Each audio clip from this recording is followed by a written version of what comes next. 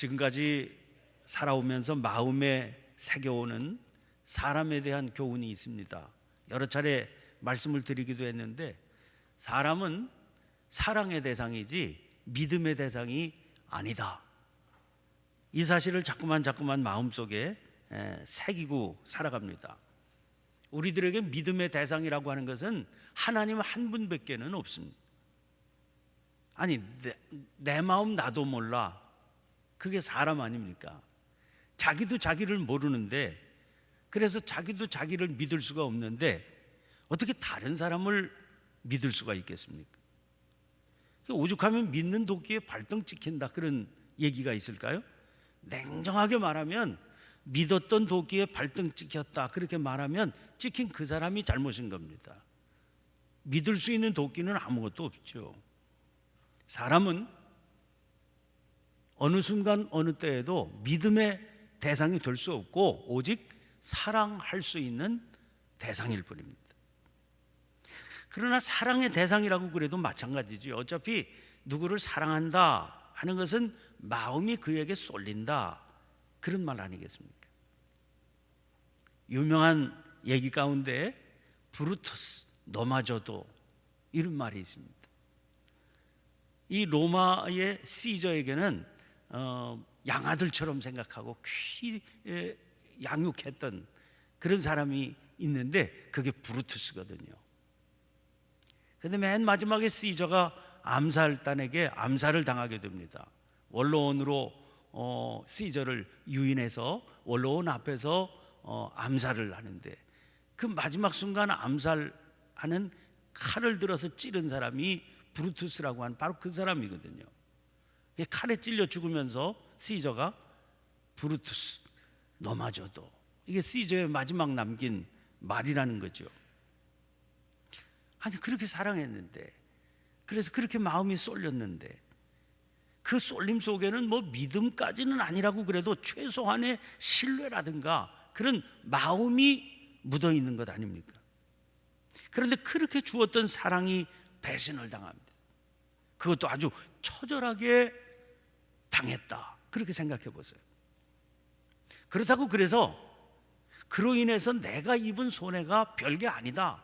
뭐 사람이 살다 보면 뭐 이렇게 저렇게 지나가는 돌에도 다칠 수도 있고 뭐 그런 거지, 이렇게 생각할 수 있으면 살다 보니 그런 일도 있겠지 뭐, 이렇게 생각하고 잊어버리자, 그럴 수 있을 겁니다. 그러나 그 배신의 결과로 나는 돌이키기가 어렵고 회복할 수 없는 그런 끔찍한 상황에 처해지게 됐다. 그러면 지금 그 지경에 처해지게 된 그를 정말 사랑하고 용서할 수 있겠나? 문제는 누구도 원치 않는 이런 일들이 우리가 살아가는 삶 속에는 그저 빈번하게 일어날 수 있다는 겁니다. 성경은 이 문제도 다루고 있어요. 시편 55편 12절부터 15절까지가 대표적인 경우가 아닌가, 그렇게 생각이 됩니다. 이런 말씀이거든요. 나를 책망하는 자는 원수가 아니라 원수일진데 내가 참았으리라. 나를 대하여 자기를 높이는 자는 나를 미워하는 자가 아니라 미워하는 자일진데 내가 그를 피하여 숨었으리라. 그는 곧 너로다. 나의 동료, 나의 친구요, 나의 가까운 친구로다. 우리가 같이 재미있게 의논하며 무리와 함께하여 하나님의 집 안에서 다녔도다. 사망이 갑자기 그들에게 임하여 산채로 수월에 내려갈지어다. 이는 악독이 그들의 거처에 있고 그들 가운데에 있음이로다. 이 시편 이 부분을 세번역으로 보면 이렇게 되어 있습니다. 나를 비난하는 자가 차라리 내 원수였다면 내가 견딜 수 있었을 것이다. 나를 미워하는 자가 차라리 자기가 나보다 잘났다고 자랑하는 내 원수였다면 나는 그들을 피하여서 숨기라도 하였을 것이다. 그런데 나를 비난하는 자가 바로 너라니, 나를 미워하는 자가 바로 내 동료, 내 친구, 내 가까운 벗이라니. 우리는 함께 두터운 우정을 나누며 사람들과 어울려 하나님의 집을 드나들곤 하였다. 그들이 머무르는 곳, 그곳에는 언제나 악이 넘쳐 흐르는구나. 죽음아 그들을 덮쳐라. 산채로 그들을 음부로 데리고 가거라. 야, 배신의 치를 떠는 이 시인의 모습이 그대로 이 내용에 담겨 있지 않습니까? 상대가 차라리 아주 원수 같은 사람이었다 그러면 이런 일 저런 일이 있을 때 그러련 뭐 그 사람이 그렇겠지 이랬을 겁니다. 대비도 하고 그랬겠죠. 그런데 그 상대가 하필이면 굳게 우정을 나눈 친구였다는 거지요. 그것도 어울려 하나님의 집을 드나들곤 했던 친구라는 거예요. 시인이 지금 상대를 향해서 퍼붓는 저주가 자연스럽고 당연해 보이지 않습니까? 그런데 오늘 우리는 예수님의 순환 기사를 통해서 바로 그런 장면을 만나고 있는 겁니다. 가룟 사람 유다가 공관복음을 보면 이제 로마 병정과 성전 경비병들을 이끌고 예수님을 체포하러 가는데 그들과 사전에 나눈 암호가 뭡니까? 입맞춤을 할 거다. 내가 누구와 입맞춤을 할 텐데 그 사람이 나사렛 예수니까 그를 체포하면 된다. 여러분, 입맞춤은 가장 사랑하는 그런 친구들 사이에 인사로, 그 사랑의 정표로 나누는 인사가 사랑의 입맞춤 아닙니까? 그런데 그 가장 친한 관계에서 나누는 인사를 배신의 암호로 삼은 겁니다. 다른 사람은 또 어떻습니까? 마지막 만찬 자리에서 호언장담했던 베드로, 뭐라고요? 모두 주를 버릴지라도 나는 결코 버리지 않겠나이다. 이거 불과 몇 시간 전에 호언장담했던 겁니다. 그 베드로는 신문당하는 주님의 목전에서 3번이나 주님을 부인합니다. 시선을 마주보며 맹세하며 저주까지 하며 주님을 부인합니다. 여러분, 그 배신의 결과로 주님은 홀로 끔찍한 파멸의 십자가에서 죽어가시게 되는 겁니다. 오늘 본문 이전의 말씀은 주님께서 자기가 당할 일을 아셨다고 그렇게 말씀하지 않습니까? 결정적인 파국을 맞아서 십자가의 삶, 당신의 삶에는 아무것도 남는 게 없게 되는 그런 결말이 떨어지게 되는 겁니다. 지금 주님은 이 배신의 현장 한복판에 계시는 겁니다. 그런데 그 자리에서 주님께서 말씀하십니다. 그게 오늘 본문 말씀 아닙니까? 8절, 예수께서 대답하시되 너희에게 내가 그니라 하였으니 나를 찾거든 이 사람들이 가는 것은 용납하라. 공동번역에 보면 내가 그 사람이라고 하지 않았느냐, 너희가 나를 찾고 있다면 이 사람들은 가게 내버려 두어라 하고 예수께서 말씀하셨다. 스스로 붙잡혀서 당신의 목숨이 위태로워지는 그 순간에 당신을 그런 상황에 버려두고 등 돌려 배신하게 될 제자들의 목숨을 구하려고 하시는 겁니다. 이어지는 9절 말씀에서 예수님께서 그렇게 하신 이유를 설명합니다. 이는 아버지께서 내게 주신 자 중에서 하나도 잃지 아니하여 싸움나이다 하신 말씀을 응하게 하려 함이로라. 왜 예수님이 그 순간 그 생각을 떠올렸을까? 자기는 무슨 일을 당할는지 알고 계시면서 그 생각은 하나도 하지 않고 이 사람들은 가게 해라. 어떻게 그 순간에 그 생각을 떠올리셨을까? 이유가 있다는 거예요. 아버지께서 내게 주신 자 중에서 하나도 잃지 아니하여 싸움나이다 하신 이 말씀을 이루려고 그 생각하셨다. 이 말씀이 어디에 등장합니까? 요한복음 6장 37절부터 39절까지 보면 아버지께서 내게 주시는 자는 다 내게로 올 것이요 내게 오는 자는 내가 결코 내쫓지 아니하리라. 내가 하늘에서 내려온 것은 내 뜻을 행하려 함이 아니요 나를 보내신 이의 뜻을 행하려 함이니라.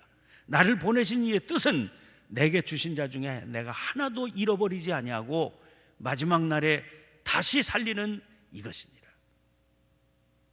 주님께서 당신이 왜 이 땅에 오셨는지, 무엇을 위해 살고 계시는지, 또 무엇을 위해 죽어야 되는지 계속해서 당신에게 되뇌고 계신 거죠. 내가 하늘에서 내려온 것은 내 뜻 행하려 하는 게 아니다. 나를 보내신 이의 뜻을 행하려 합니다. 그러면 나를 보내신 이의 뜻은 뭐냐? 내게 주신 자 중에 내가 하나도 잃어버리지 아니하고 마지막 날에 다시 살리는 그것이 나를 보내신 이의 뜻이다.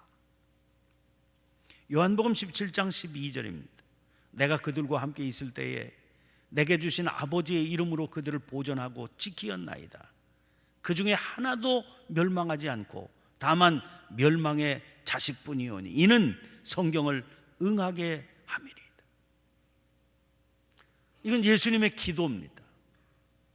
주님께서 그 일에 대해서 감사하고 그렇게 살았던 것에 대해서 감사하고 그 중에 하나도 멸망하지 않고 다만 멸망의 자식뿐이오니 이는 성경을 응하게 함이리이다. 당신의 생애가 하나님의 말씀을 그대로 이루어가는 삶이기를 소원하는 기도를 드리시는 겁니다. 주님은 당신을 이 땅에 내려보내신 아버지의 뜻이 무엇인지를 분명히 알고 계십니다.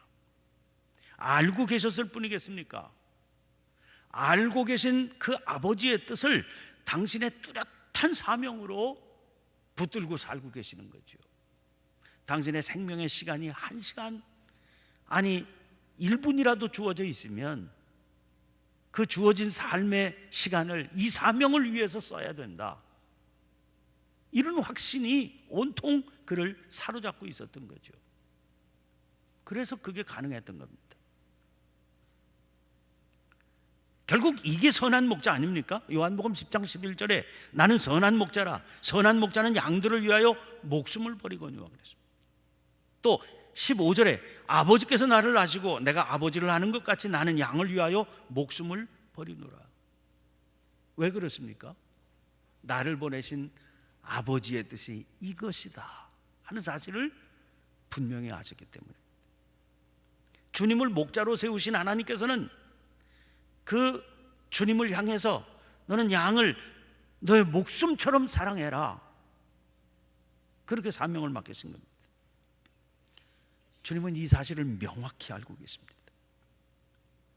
그래서 감히 당신이 선한 목자다 이렇게 선언하실 수 있는 겁니다. 왜요? 이 목적을 위해서는 당신의 목숨까지도 바치실 수 있기 때문입니다. 이미 그 말씀을 하신 바가 있습니다. 그 뒤에 15절 뒤에 17절부터 18절까지 이렇게 말씀했어요. 내가 내 목숨을 버리는 것은 그것을 내가 다시 얻기 위함이니 이로 말미암아 아버지께서 나를 사랑하시느니라. 이를 내게서 빼앗는 자가 있는 것이 아니라 내가 스스로 버리노라. 나는 버릴 권세도 있고 다시 얻을 권세도 있으니 이 계명은 내 아버지에게서 받아노라 하시니라. 주님은 지금 왜 당신이 목숨을 버려야 하는지를 알고 계십니다. 숨기 위해서 피하기 위해서 기드론 동산으로 가신 게 아니라고 말씀드리지 않았습니까? 붙들리기 위해서 가신 겁니다. 왜 붙들려야 되는지 그 붙들림의 끄트머리에는 당신이 당할 일이 무엇인지 주님 다 알고 행하고 계시는 겁니다. 걷고 계시는 겁니다. 그 이유는 오직 한 가지밖에 없습니다. 맡겨주신 양들의 목숨을 구하기 위해서입니다. 이 긴박한 상황 속에서도 주님은 그 사명을 잊지 않으신 겁니다. 그러니까 붙들려서 어쩔 수 없이 당하는 체포가 아닌 겁니다. 결말을 알고 계세요. 그러면서도 스스로 걷겠다고 하신 그 길입니다. 그런 주님이시기 때문에 마지막 그 긴박한 순간에서도 지금 선한 목자로서의 사명을 완수하고 계시는 겁니다. 주님께서 선언하셨습니다. 요한복음 10장 28절입니다. 내가 그들에게 영생을 주노니 영원히 멸망하지 아니할 것이요 또 그들을 내 손에서 빼앗을 자가 없느니라. 이 사명을 위해서 십자가를 향해 가고 계신 겁니다. 그 주님께서 우리에게 이렇게 말씀하셨습니다. 누구든지 나를 따라오려거든 자기를 부인하고 자기 십자가를 지고 내 뒤를 따라야 할 것이니라. 자기를 부인한다는 건 뭐겠습니까? 자기를 부인한다는 것은 자기를 위해서 시간을, 관심을, 생각을 쏟지 않는다는 것. 그러면 뭘 위해서 삶의 시간을 쓰는 겁니까? 나를 보내신 이의 뜻을 행하는 것을 위해서. 그게 자기를 부인하는 거죠. 그 자기 부인은 결국 자기 십자가를 지는 것으로 나타날 수밖에 없다 하는 사실을 주님은 당신의 생애를 통해서 우리에게 가르쳐주고 계시는 겁니다. 여러분, 우리가 어떻게 이 자리에 있습니까? 우리의 삶의 모습을 생각해 보면 어떻게 성부, 성자, 성령의 이름으로 세례를 받고 성도라 불리우는 감히 받아들일 수 없는 이 엄청난 칭호를 우리들의 칭호로 삼아 주님의 제자라고, 주님의 뒤를 따르는 자라고, 그리고 거룩한 하늘나라의 백성이라고 자부하면서 살 수 있는 겁니까? 아무리 생각해 보아도 우리 자신이 합당한 자격이 있어서 이렇게 살 수 있는 것은 아니지 않습니까? 여기 등장하는 제자들의 면면을 보세요. 여기 유다가 있고 여기 베드로가 있지 않습니까? 이름을 거명할 수 없는 다른 제자들의 모습, 결정적인 순간에는 칼을 꽂고 등을 돌리고 도망치는 그런 모습들이 이 제자들의 모습인데, 그들보다 우리는 무엇가 다르고 그들보다 우리는 뭐가 나은 것이 있습니까? 우리는 수없이 진리와 사랑을 저버렸습니다. 우리는 수없이 알면서도 정의를 외면하지 않았습니까? 두려워서, 겁이 나서, 정말 생각해 보면 아무것도 아닌 자기의 편안함과 유익을 위해서 서슴지 않고 그런 삶을 살았던 우리들 아닙니까? 그렇게 나약하고 그렇게 보잘것없는 우리를 그렇게 숱하게 주님을 배신하고 자기의 유익을 위해, 자기의 삶을 위해 부인하라고 한 그 자기를 위해서 십자가를 매몰차게 져버렸던 우리의 배신을 주님께서 알면서도 감싸 안아 주셨기 때문입니다. 이 사람들은 가게 해라, 내가 그라고 하지 않았느냐. 이 사람들은 가게 하라. 그 사랑, 그 은혜 때문에 오늘 우리가 여기 있는 것 아닙니까? 주님은 우리의 잘못을 탓하거나 우리가 죽고 망하기를 바라지 않으십니다. 뻔히 아시면서도, 이런 우리의 모습을 너무나 잘 아시면서도, 이런 죄와 허물과 잘못에도 불구하고 당신의 품에 안으시며 영원한 생명을 주시고 있습니다. 그 주님의 사랑 때문에 여기 우리가 있는 겁니다. 그 사랑 때문에 우리가 제자가 되었고 지금도 제자의 삶을 살기 위해 발걸음을 내딛고 있는 걸 잊지 말아야 됩니다. 자꾸만 복음성가 가운데 하나님의 은혜, 이 곡의 가사가 떠오릅니다. 나를 지으시니가 하나님, 나를 부르시니가 하나님, 나를 보내시니도 하나님, 나의 모든 것은 다 하나님의 은혜라. 나의 달려갈 길 다 가도록, 나의 마지막 호흡 다 하도록 내가 그 십자가 품게 하시니 나의 나된 것은 다 하나님의 은혜라. 한량없는 은혜, 갚을 길 없는 은혜, 내 삶을 애워싸는 하나님의 은혜, 나 주저함 없이 그 땅을 밟음도 나를 붙드시는 하나님의 은혜, 한량없는 은혜, 갚을 길 없는 은혜, 내 삶을 애워싸는 하나님의 은혜, 나 주저함 없이 그 땅을 밟음도 나를 붙드시는 하나님의 은혜. 주신 말씀 기억하며, 주님 부끄러움 가득 않지만 주님 맡기신 사명 기억하고 제자의 삶을 힘있게 달려가는 저희가 되게 하옵소서. 주여 한번 힘차게 외치고 통성으로 기도하죠. 성령께서 기도하게 해주시는 제목을 따라 자유롭게 기도하시다가 자유롭게 돌아가시기를 바랍니다. 함께 기도하십시다. 주여